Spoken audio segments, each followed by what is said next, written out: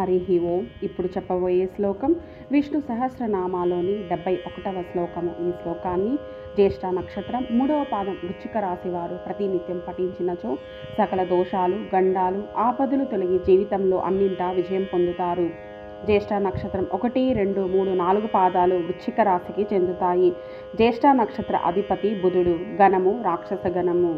శ్లోకము బ్రహ్మణ్యో బ్రహ్మకృద్బ్రహ్మ బ్రహ్మ బ్రహ్మ వివర్ధనః బ్రహ్మవిద్బ్రాహ్మణో బ్రహ్మీ బ్రహ్మజ్ఞో బ్రాహ్మణ ప్రియః బ్రహ్మణ్యో బ్రహ్మకృద్బ్రహ్మ బ్రహ్మ బ్రహ్మ వివర్ధనః బ్రహ్మవిద్బ్రాహ్మణో బ్రహ్మీ బ్రహ్మజ్ఞో బ్రాహ్మణ ప్రియః బ్రహ్మణ్యః బ్రహ్మకృత్ బ్రహ్మ బ్రహ్మ బ్రహ్మ వివర్ధనః బ్రహ్మవిత్ బ్రాహ్మణః బ్రహ్మీ బ్రహ్మజ్ఞః బ్రాహ్మణ ప్రియః.